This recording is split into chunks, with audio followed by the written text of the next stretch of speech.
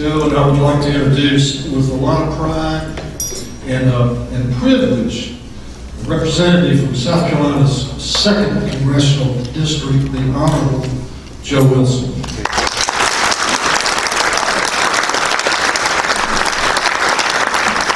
Thank you very much, Doug. And ladies and gentlemen and fellow Rotarians, as I look out, I see so many longtime friends, and I appreciate that Betty and Emily Lewis have been working years to try to get me re-elected, and I always cherish that. And they actually had their start working with congressional candidates with the late Congressman Floyd Spence, who I cherish my friendship with him. Everybody here is special. I do have to point out that with Raleigh here, his family, it's humbling. I've known multiple generations. With Jennifer and Jacob here, again, multiple generations. This is very humbling. And then I also I see the Chairman Purcell in the back there, so Don, good to see you. And but as I look at so many longtime friends, but actually one really special here is Roland Corning. He and I were fraternity brothers together at Washington University several years ago. And I had the privilege and honor of cleaning up his apartment. And it was always spotless. So it was, and so that's how I had my start in public service, cleaning up apartments. But again, I'm just grateful to be here, and also I'm honored to be here in the presence of Sheriff Leon Lott. I respect so much his courage and commitment for the people of Richland County, and it's just awesome to be in everyone's presence. And when I think of Rotary, you need to know how personal it is. For me personally, I was honored to be with our governor years ago, and still working together, Ken, and as president of the KC Rotary Club. I'm really honored to be a Paul Harris Fellow. That means a lot to me because I know what it does for citizens around the world. I'm very grateful that my oldest son, Alan, is a member of the West Metro Rotary Club, and then my number 3 son, Julian, is a member of the 5 Points Rotary Club. So we're a Rotary family. And the reason I know that they're Rotarians is because as we would go to so many events, we'd run into fellow Rotarians, and it was inspiring and humbling to be in the presence of people who are so committed as Rotarians are. And then we're a Rotary office. With Butch Wallace, you'd be aware that he was the membership director for District 777. And past Rotary president. We also have my prior chief of staff, Eric Dell, was one of the founders of the Capitol Hill Rotary Club. We have active members in the Rotary clubs, have in the past in Beaufort and Aiken, so over and over again, our office is involved in Rotary in every way possible. And on Capitol Hill, I am so honored to be in contact, amazingly enough, for Rotarians from Russia. I have worked with establishing Rotary clubs there. There are over 100 clubs now, and people from Russia who come to Washington can come by our office, and they won't be questioned as to their KGB membership. We will welcome them as fellow Rotarians, and it's my hope for that country, and obviously I need to be working a little bit harder. It's my hope for that country that they can assimilate into a modern civilization. And then your club actually helped me on a project many years ago in 1990. I was an election observer for the first 3 elections, Marion, can you imagine, in Bulgaria, and I was able to take information on how to start Rotary clubs to this new, formerly Soviet satellite, new democracy of Bulgaria. And when I got there, I gave information, and we found out that Rotary had been a very vibrant organization in Rotary in the 1930s. But when the fascists came to power, they were not allowed to meet. And then when the communists came to power, they were decimated. But what was interesting is that somebody had been visionary enough to take the records, the membership records of the Sofia Rotary Club, and take them to a farm about 50 miles outside of the capital of Bulgaria, and hid them at this farm with the hope that one day Rotary would return, and it has. and actually it was all the Rotary clubs of the Midlands that gave me information that I was able to take. And now Rotary is very vibrant in Bulgaria. I've been back a number of times, and it would just warm your heart to see the advance of that country. And I think Rotary had a huge part in helping them become part of modern civilization. As I think about my service this year, I wanted to bring to you something that at the beginning of the year I do, and that is that I have press conferences around the district where I announce my agenda, what I would be working on. And so this is actually dated. It's dated last January, but it's of course current through today.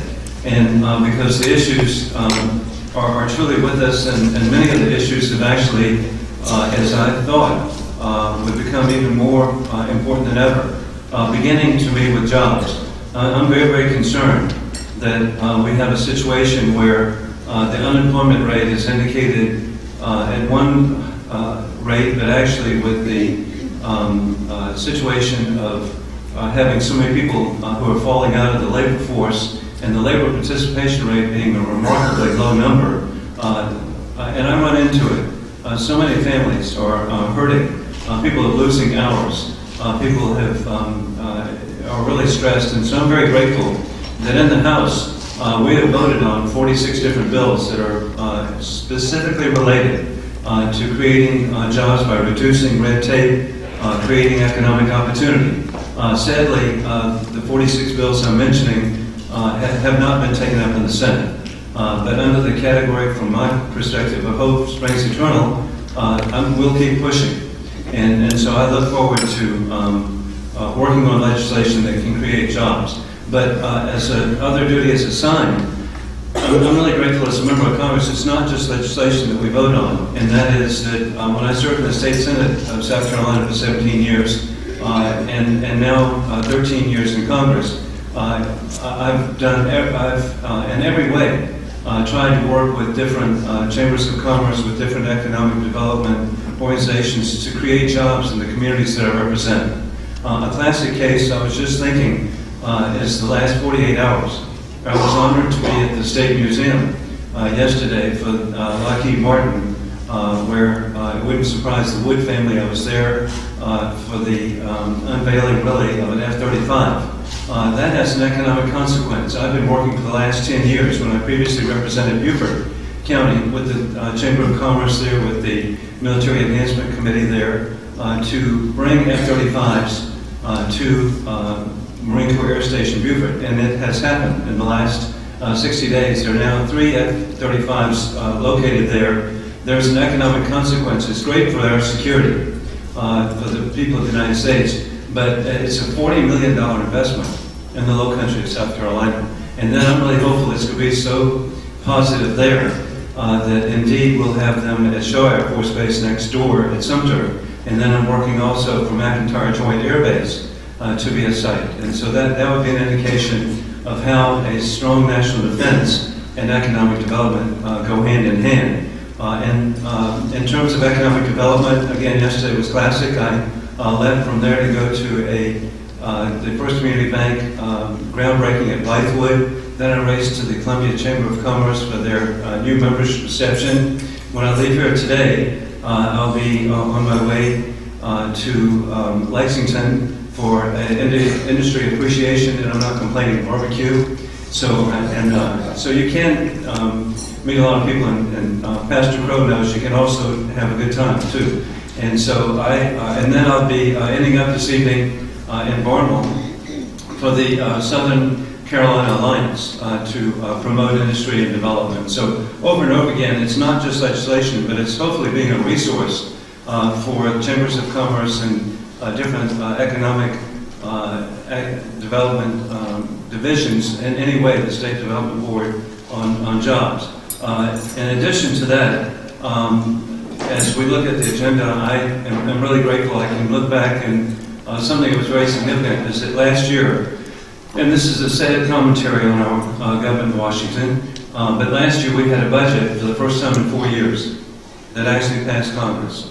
And I voted for the budget, As it turned out, it was particularly significant because it provided for a level of continuity for very important functions in the district I represent, which is Savannah Riverside.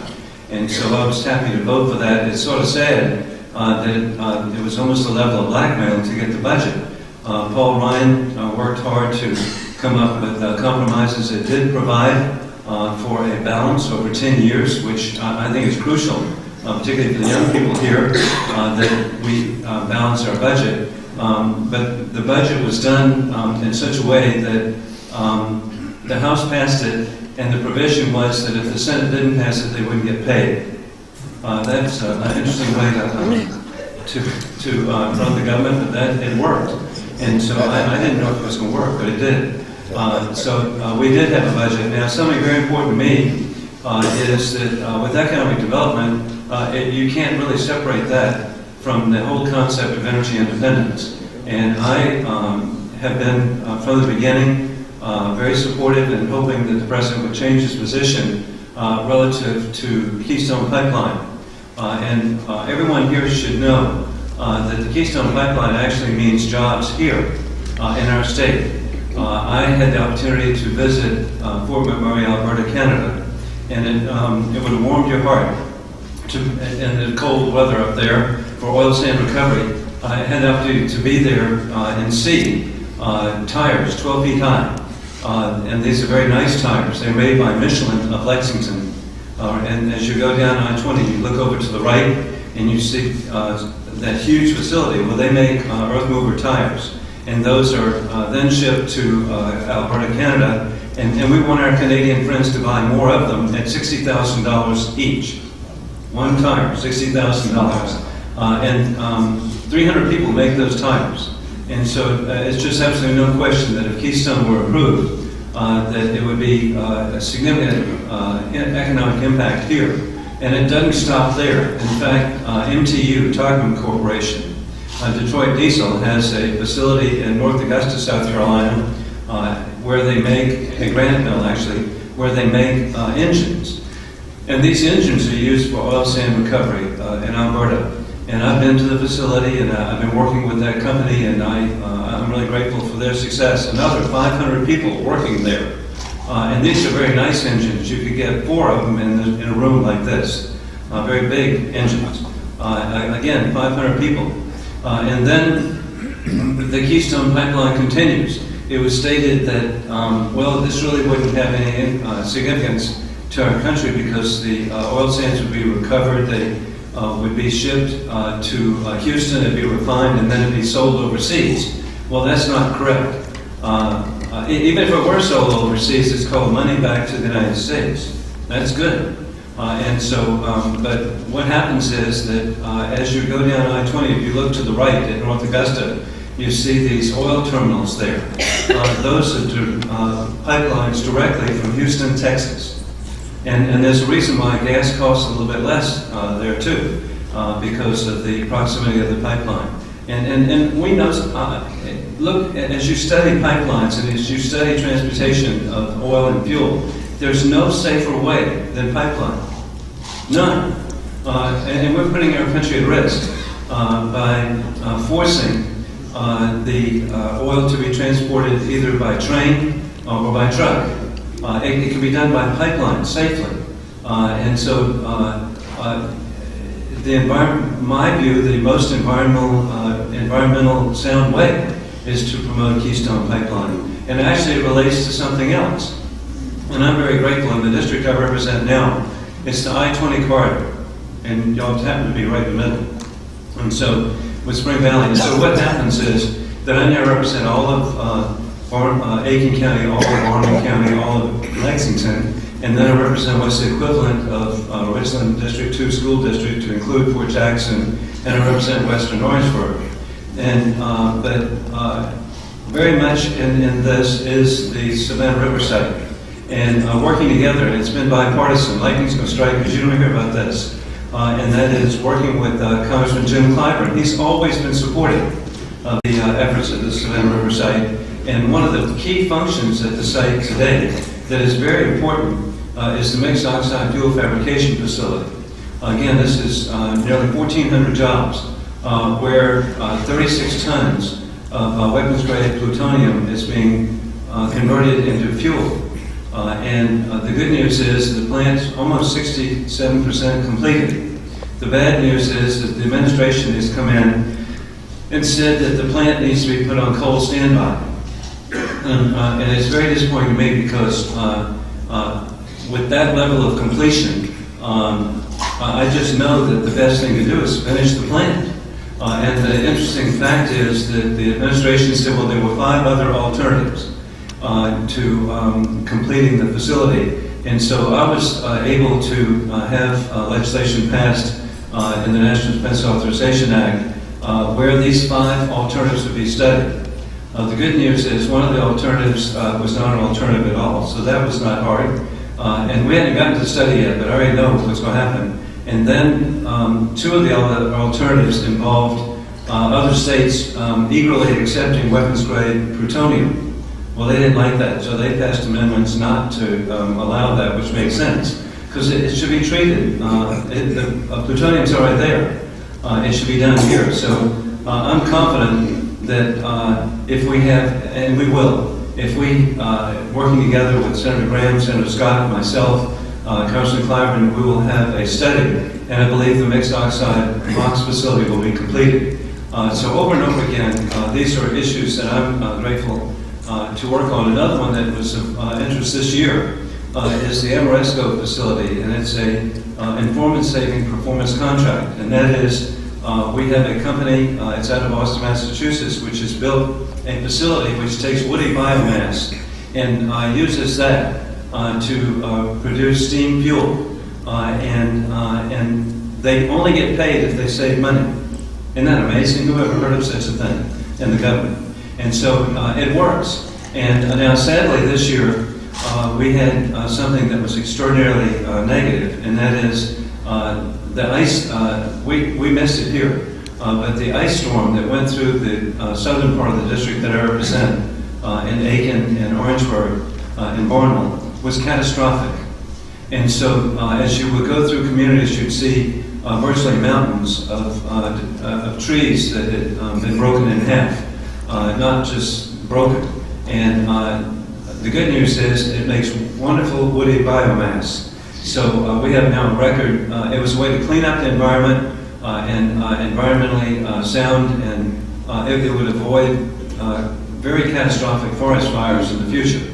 So I over and over again, I've had issues that I've had the privilege of working on. Obviously, my primary function, I believe the primary function of the national government is national defense. And it's very personal to me. I served 31 years in Army Guard and Reserve. Thank you for your service. I'm very grateful that because of, I was inspired by my dad. He was a flying tiger, and he flew in India and China. He was a good gamecock too, so this is good. He had a lot of positive attributes.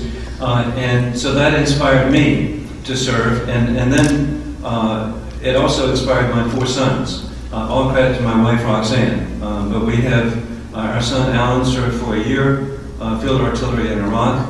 Our second son is a Navy doctor who served with the Rangers and the SEALs in Iraq. Our third son, Julian, served Bright Star in Egypt. And our 4th little guy just got back last year. And little guy, I look up to each one. He's an engineer who served with the 127th Engineers of Edgefield for the last year in Afghanistan. So I sincerely believe for all of us in this room, for all of our families, it's peace through strength. And I'm very concerned that particularly with defense sequestration, and again, you don't hear that we actually work together, but I've been working with former Secretary Panetta and his concerns about the sequestration hollowing out our military. And Leon Panetta has been a leader pointing out that we need to take action. I was very grateful working with the Columbia Chamber of Commerce a year ago, April, raising the issue of the danger of sequestration. And I will continue to work on that, and I'm really hopeful that with new members of the U.S. Senate, working with Lindsey Graham and Tim Scott, who've been strong proponents, we can address these issues. But over and over again, we've got to have a strong national defense, and The past year has been a catastrophic indication of a recognition that by reducing our Army to the smallest size since 1939, by reducing the Navy to the smallest size since 1916, by reducing the Air Force to the smallest size since it's been created, that has created a circumstance of a broadening of terrorist threats around the world to us. This diagram actually was presented to Congress June a year ago. And it concerned me at the time because it was indicated that Al-Qaeda was on the run and was no longer a threat. And as you look at the map, you know that it's much worse now than then. In fact, if you look at the country of Libya, consider it gone. And I'm concerned that indeed we have the consequence of safe havens being created around the world. And their intent is very clear. They carry signs: death to America, death to Israel. And I'm very concerned with seeing the consequence of the last year of Hamas rockets into Israel. And we've seen the consequence of the invasion by Russia into the independent nation of Ukraine. We've seen Iran continue in a very arrogant way its development of nuclear capability. And so that I'm just really hopeful that there will be policy changes recognizing that the best way to protect the American public, to avoid beheadings, is by having a strong national defense. I'd be happy to answer any questions, and I also want to extend an invitation. If you're ever in Washington, please come by and visit. Jennifer comes up every year, and I appreciate that. And but I'm just humbled by having constituents come by, and it's your office, 2229 Reagan House office building. And I'd just be honored to have you come by. If there are any questions, I'd be happy to answer any. Someone can have questions. Yes. I don't know why the political people come. I'm always so interested to have your mind, since I may not have it for another couple of years. I noticed you used the word grateful several times, more than several times actually. And I sort of then ended with political power and the strength of power being so important. And it made me think, coming from a military power, how did I feel? And actually, of course, as a woman and a mom and all that, I was like, I don't know if I think of the strength. I was thinking of it as quality of life for my children, my hopeful grandchildren, and that sort of thing. When you talk about quality of life with jobs, would you address education? Because I think we're struggling, not just in our state, but nationally, on how we will fund and seek education, and I'd be grateful for that. Thank you. Okay, two things. The reason I didn't mention education, to me that's a state issue. And hey, I was so honored to be on the Education Committee in the State Senate here. And my wife is a former educator, but there's something I want. I want local control of schools. I was happy on the way here to see the signs for persons who are running for school board. That's who should be running the schools. And I have learned really in my political career how important it is for local control of schools. And for example, in Lexington District 1 that I have represented, it is so diverse. You have people who live along the lake in beautiful villas. You have suburban areas, you have small towns, you have urban, you have rural, you have really rural. And so what would work in one community is not applicable in another. And so to me, I want the federal government to get out of the way. I want local governments to run schools. And I've worked very closely over the years with our local school districts, and Dr. Herb Wood was somebody that was so special to me. I had just such faith in our local schools. Thank you. Yes. Yes, Jacob. So, what's your standpoint on being involved in Ebola, or if we get involved, like how do you control it or stop it? And the Ebola issue, to me, it needs to be addressed right away. Of a travel ban, countries around the world have travel bans now of persons from the affected countries. Additionally, I'm absolutely convinced too that we've got to seriously seal our southern border. If you have tens of thousands of children coming across the border who could have potential health issues. The thought of other people coming across, to me, just should be stopped and avoided. Ebola has been existent for nearly 40 years, and so the way you do that, again, is you isolate it. I'm also very concerned for our troops. I have sent a letter to Secretary Hagel. I'm very, very concerned of what type of precautions are being taken for the 1,500 to 3,000 troops that have been sent to the border of Liberia. And I do have a personal affinity for the people of Liberia. It was settled by freed slaves from South Carolina. I've been to Monrovia. The president, Ellen Johnson Sirleaf, is just a wonderful person, and I've had the privilege of meeting her and hosting her in Washington. And so my thoughts and prayers are with the people of Liberia, and so it's not negative to any country, but we need to have secure borders. Yes? Okay, now, just so you know, Yes. you represent Aiken County too, right? Yes. Okay. So now, you mentioned that little plant over there in Lexington County, that little Michelin plant, and how many tires they have and all. But you didn't mention that one down there in Aiken County, that Bridgestone that makes those even bigger tires. Earth mover tires. And you'll be happy to know I spoke with them this morning, and I told them I couldn't wait to come to the ribbon cutting. All right, and so no, hey, can you imagine? Actually, you're talking to the chairman of the Tire Caucus. I'm glad you brought that up. And, I'm the founder of the Tire Caucus, and you say, why would you do that? Well, because of Bridgestone. It's larger investment in our state than the Ebola. $2 billion, okay? So, and so I'm really, and hey, can you imagine, okay, it's Japanese. How incredible that Bridgestone is Japanese, and then you have Michelin French, and then next door, right outside the district, it represents Continental German. And in our lifetime, I'm happy to point this out, and I'm glad you brought it up. Obviously, so South Carolina is the leading exporter of tires of any state in the Union. Second year in a row. Who would ever imagine that? I have to be so careful when I say that in front of friends of mine from Ohio. But hey, congrats, no, I brag about him, and I was in touch with him this morning, okay, with Monica Keith, okay? Yes. Thank you, Jim.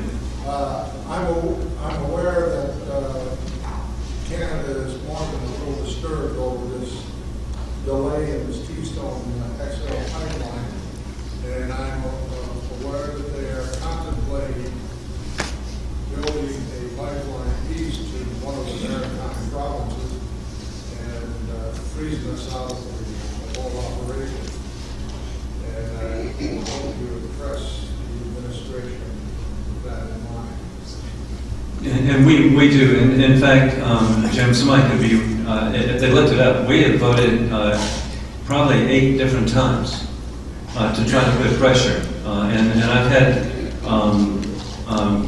it brought to my attention, hey, y'all keep voting on the same thing over and over again. Well, we do, because it's that important. And so I understand it that way, and it's not just for symbolism that I vote on issues like this.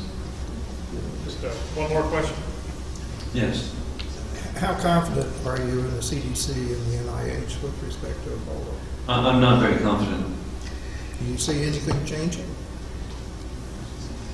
I'm confident Congress will be, and there was a hearing. I was very happy to see that there was a subcommittee meeting today that would have jurisdiction. But I'm very, very concerned. And, excuse me? The question was, how confident are you in the CDC? I've lost a great deal of confidence, and really, I mean, come on. There should be a travel ban. That is not insensitive to anyone, but it's the health and safety of everyone in this room, and particularly what's happened to that dear nurse who was going to be with bridesmaids, and she even told that she had fever, that she worked with the dead patient, and they said, oh, okay, what? But I look back, again, we've had this for 40 years, and so it can be contained, and it must be contained, for the health and safety of the American people, the people around the world. Hey, but yes, Bert. Yes, another question I would have, or actually the fact that I would point out, is it takes a significant viremia or virus in the bloodstream to cause symptoms. Therefore, the virus is there for at least 24 hours, maybe 48, before symptoms develop in Ebola. The other concern is that our southern border is not protected enough. Kids from Central America have brought the virus into our country and is sickening our kids. If Ebola gets to Central America, what kind of panic would it cause if our southern border is not protected? Well, and Bert, that you're not being hypothetical. I'm very concerned, and we have people who I'll repeat it. Their whole the creed of Hamas. We value death more than you value life. What? That's their creed. Okay, well, part of their creed would be to bring persons who have Ebola into our country. It would promote their creed. And so it's, and all of this could be avoided by sealing the border properly, thoroughly. Come on, this is the 21st century. And a final thing on that: I was in Israel when they built a fence, and they said you can't build a fence; it's not going to work. Well, it has. They no longer have homicide bombers blowing up women and children on buses. Hey, something everybody in this room knows, and that is that fences can make good neighbors. So I want to thank everybody. A final thing I forgot to mention, another bright note was that we really did do something good on behalf of veterans with the Veterans Administration, and right here with the Durham VA Hospital. I was very grateful. A person who made a difference is here, Drew Kennedy. He has been our contact working with the medical personnel at the hospital, and working with Senator Graham, working with Chairman of the Veterans Affairs Committee. And it was bipartisan. We do have legislation now that addresses the scandal of the waiting list and the denial of services that have occurred around the country, but even here at the VA hospital. So I'm always trying to look and do what I can, which to be positive for our community. So I'm humbled again and grateful to be serving. So thank you very much.